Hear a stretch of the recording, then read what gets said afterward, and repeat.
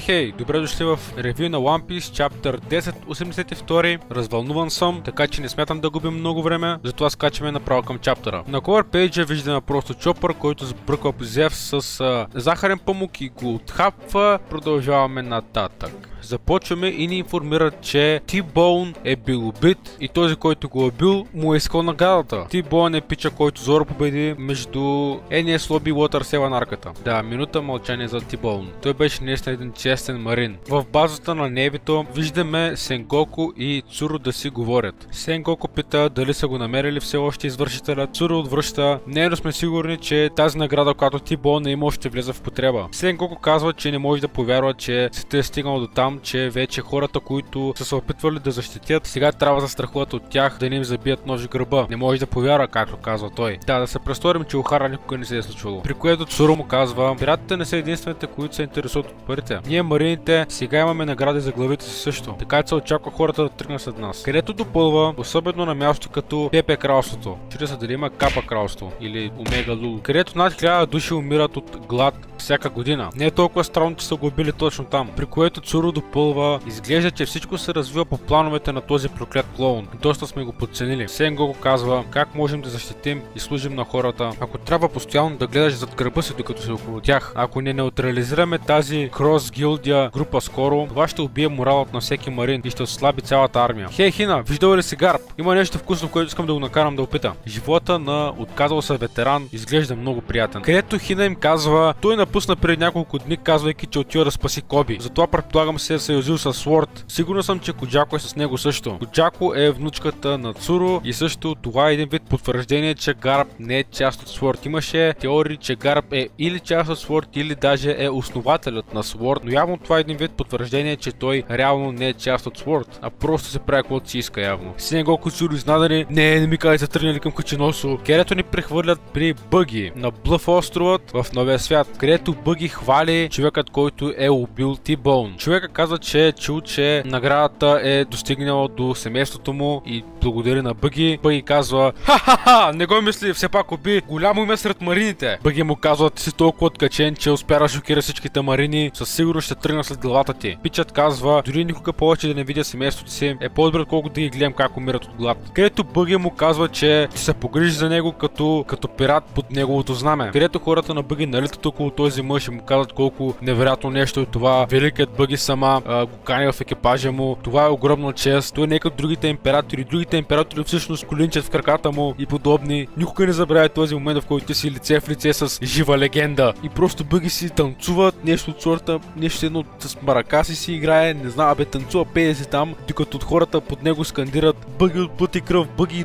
той пеят песни за него. Където един от подчинените на Бъги идва и му съобщава, че корабът му е готов. Явно, че Бъги има умели корабостроители под знамето си, под неговото име, той без да знае. И това е корабът на Бъги. Бъги шокиран, хората се радват, доволни са, че този кораб много прилича на Бъги, че е много хубав кораб, който подчертава неговите черти, нали, на Бъги. В този момент Бъги обаче осъзнава в какво положение се намира, чувайки Михалк и Крокодайл да казват: очакваш от нас да се качим в това нещо? Бъги усеща как живота му минава пред очите. В този момент те му казват: нека да отседим това в стаята за срещи. Бъги изглежда много доволен от този факт. Рибаха ми майката. Хората обаче скандират за най-великият кораб. Прехвърлили сме директно в стаята за срещи, където виждаме главата на Бъги да виси на кука, пребит в кръв.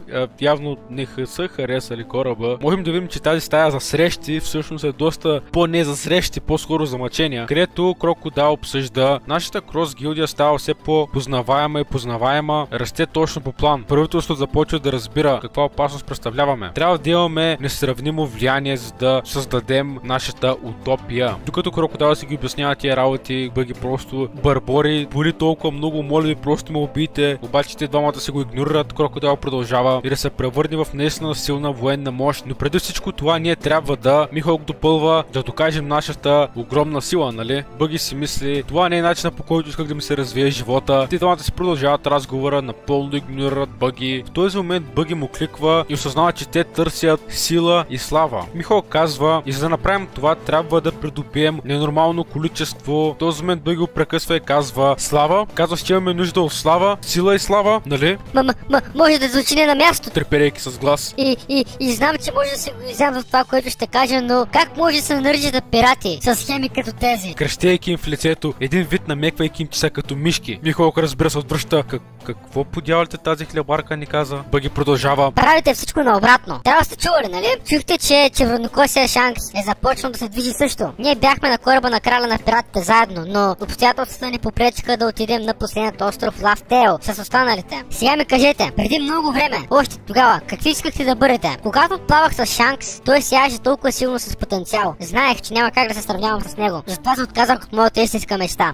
Мисля, че разбирате на къде бие. Това е спомен на Бъги в деня, в който Роджер умира. Бъги казва на Шанкс: ти също ще отидеш на Лафтейл един ден, нали? Шанкс: да, обаче размислих, за сега поне. Няма да ходя никъде все още, но все още ще съм пират. Очевидно има нещо общо с това, което Роджер му каза, когато Роджер се върна от Лафтейл, онзи път, когато Шанкс плака. Очевидно има нещо общо, просто ние все още не знаем какво. В този момент един вид Бъги се разочарова от Шанкс и си мисли, че той не е кралят на следващото поколение, че го е преценил грешно. Шанкс кани Бъги да се присъедини към екипажа им, обаче Бъги казва, наричайки го идиот и страхливец. Бъги, мислейки си: не искаш да последваш стъпките на капитан Роджер. И Бъги просто използва за оправдание това, че заради Шанкс Бъги е взял дяволския плод и не е успял да го продаде и просто бяга от него. Бъги казва: той не е накрая на път да направи нещо. Не знам как, но някак си. Дали е заради късмет или каквото и да е. Ние сме на едно ниво в момента. И в такъв случай, щом ще бъде така, аз може да стъпя напред и да го кажа: искам да бъда крал на пиратите. Това е огромен момент за Бъги и огромно развитие за него като характер. Разбираме за неговото разочарование към Шанкс и за неговата истинска мечта. И също преди няколко чаптера си мислех, след като Шанкс започна да се движи към One Piece, Blackbeard и Луфи също, единствените, които просто не знаехме какво ще правят и бяха оставени просто така във въздуха, бяха Крос Гилдът. С други думи, Бъги, Михалк и Крокодайл. Исках да знам как по дяволите ще започнат те да се движат и да участват в последната игра. Как по дяволите те ще се запътят към Лафтейл. Каква е тяхната мотивация? Все пак трябва да видим Михалк срещу Зоро в някакъв момент. В този момент Бъги казва: слава, сила, защо спирате само от това, когато може да имате всичко? Нека отидем и го вземем. Ултимативното съкровище. Крокодайл не го ебе, не му пука въобще, забива един на Бъги с куката, където Крокодайл казва: не забравяй кой си, на хартия си над нас само и само защото ние печелим от това. Михалк казва: да не си мислиш, че ще те носим до върха. Крокодайл казва: ние не си играем на пирати тук. Това е сериозен бизнес. Нямаш идея какво става за план. Михалк казва: да не би наистина да очакваш от нас, просто е така да започнем да се бием с червенокосия, Blackbeard и Straw-Hat. Мимовете само заради това изказване са невероятни. Неуважението към Михалк е невероятно само и само заради това изказване. Има предавателен охлюв до Бъги и Бъги казва: това е просто борба за съкровището. Ние просто трябва да ги победим. Това са думи, които запалват огъня в сърцето на всеки пират и причината, поради която всеки един пират е отплавал. И в този момент този предавател се включва и всички започват да чуват думите на Бъги: дойде нашето време да отидем и да го вземем. One Piece. Неговите подчинени се радват, ликуват, докато Крокодайл и Михалк са песни. Пожелавам късмет до на Бъги да оживее. Но явно, че Крокодайл и Михалк вече нямат избори, ще трябва да играят по гайдата на Бъги. След което сме прехвърлени към Камабака кралството, където виждаме 4 индивида. Кой е по-странен? Имаме крава, имаме Хъмпи Дъмпи, имаме кой по дяволите и да, и тя има, всъщност няма ръка.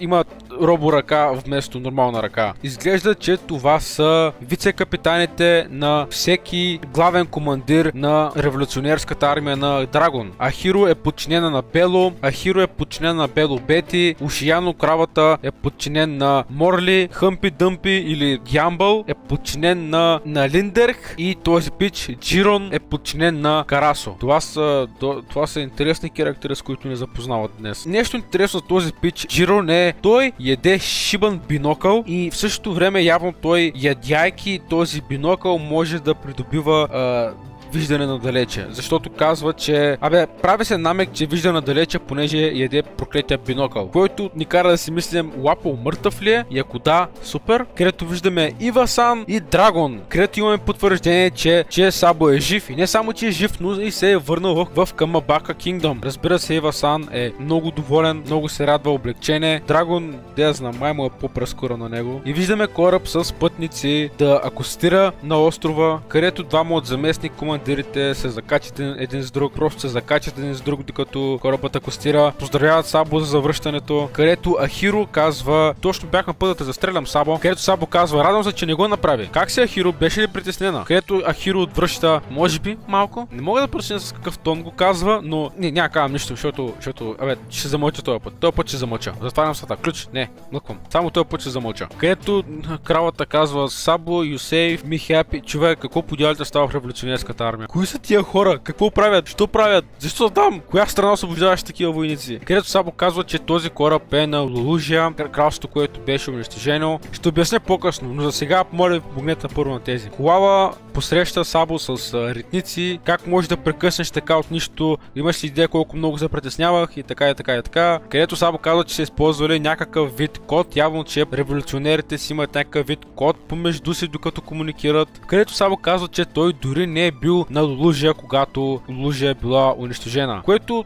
има логика, понеже Сабо, когато гледа към небесата, той гледа един вид потъгъл, така че да, явно той е бил на кораба, когато остров е бил унищожен. Всички се радват, че Сабо е жив, че е добре. Бело отива при тези, които са оцелели на кораба и им казва: какво ще кажете да се присъедините към нашите редици? И вие имате план във вас. И те се съгласяват. И в този момент се събират трите най-важни фигури на една маса да обсъдят ситуацията. Сабо казва: чух какво е станало с Кума-сан. Драгон се извинява, казвайки: съжалявам, цялата работа, която свършихте в Мариджоа, беше на празна. Сабо казва: не го мисли, знам, че вие го понасите най-трудно. Драгон казва, че явно е бил програмиран да се върне в Мариджоа в крайен случай. Изглежда, че Сабо е на път да им каже нещо много важно, което по негови думи ще постави живота им в опасност, при което най-важните фигури в революционерската армия, те вече са в опасност и без друго. Сабо им казва, че нещо изключително голямо се е случило в Ревери, огромен проблем. Им казва, че ще им разкаже всичко за това, което се е случило в Мариджоа. И чаптърът приключва на Шибан Клифхенгър. И